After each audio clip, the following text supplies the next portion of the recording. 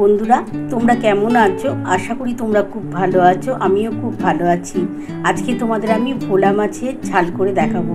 ভোলা মাছের ঝাল করতে কি কি লাগছে দেখে নাও। আমার লাগছে পেঁয়াজ, টমেটো, আদা, রসুন, ধনেপাতা আর গোটা জিরে। এগুলো আমি বাটবো। আজকে কিন্তু আমি বেটে করব।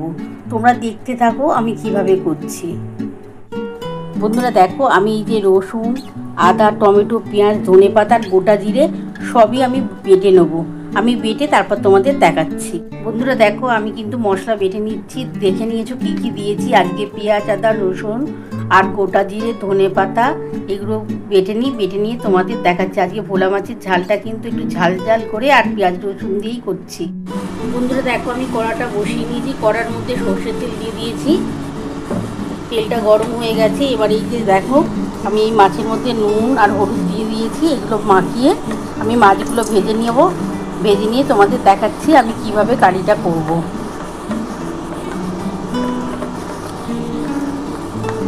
এবার একটা একটা করে মাছটা আমি ভেজে নেবো বন্ধুরা।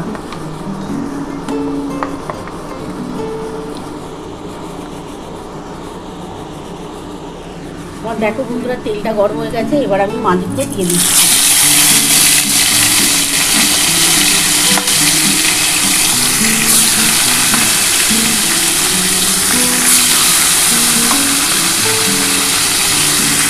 বন্ধুরা আমি চারটে চারটে করে মাছ ভেজে নিচ্ছি। একসাথে তো মাছ ভাজা যাবে না, আগে চারটে ভেজে নিই, তারপরে যেগুলো থাকবে ভেজে নেবো। বন্ধুরা দেখো, আমার কিন্তু মাছ কিন্তু ভাজা হয়ে গেছে। দেখো চারটে আমি ভেজে নিয়েছি, আর বাকি যেটা রয়েছে সেটা আমি ভেজে নিচ্ছি।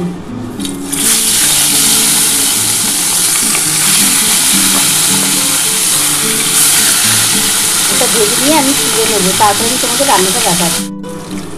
বন্ধুরা দেখো, আমার বাকি যেগুলো ছিল ওই মাছগুলো ভাজা হয়ে গেছে। এবার আমি এগুলো তুলে নেবো। দেখো এইগুলো ভেজে নিয়েছি, আর এই কটা ভেজে আমি তুলে তারপর আমি রান্নাটা শুরু করছি। বন্ধুরা দেখো, আমি ওই তেলের মধ্যে এবার আমি এই যে মশলাটা বেটে রেখেছি, বন্ধুরা দেখো এই যে মশলাটা আমি দিয়ে দিলাম।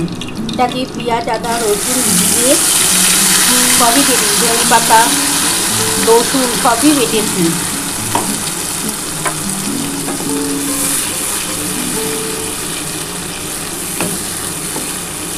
এর মধ্যে আমি ধনেপাতাটা কিন্তু পেটে দিয়েছি। পেঁয়াজের সাথে আদা, রসুন সবার আর গোটা জিরে সবই পেটেছি আজকে। আমি চারটে কাঁচা লঙ্কা দিয়ে দিলাম, আর এর মধ্যে নুন, হলুদ আর একটু মিষ্টি দেবো। বন্ধুরা দেখো, আমি কিন্তু হলুদ, নুন, একটু চিনি সবই দিয়ে দিয়েছি, আর মশলাটা দিয়ে দিয়েছি। দিয়ে ভালো করে কিন্তু এটা কষিয়ে নিতে হবে।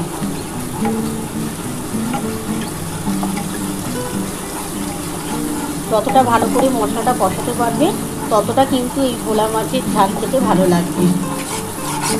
আর আমি আগে কিন্তু সমস্ত মশলা বেটেছি। আগে পেঁয়াজটা কিন্তু ভেজে দিইনি, পেঁয়াজটা বেটেছি।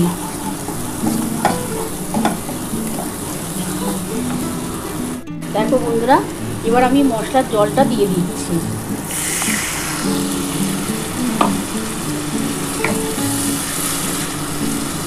আর অল্প একটু জল দিতে হবে, কেন অনেকগুলো তো মাছ আছে, একটু জল জল করেই করতে হবে। বন্ধুরা দেখো, আমার কিন্তু দেখো মাছের কারিটা কমপ্লিট হয়ে গেছে। একটু ঝোল ঝোল মতো একটু রাখবো আজকে, তবে খুব বেশি ঝোল রাখবো না। দেখো বন্ধুরা, এবার আমি মাছগুলো দিয়ে দিচ্ছি। এই যে মাছগুলো সব দিয়ে দিলাম।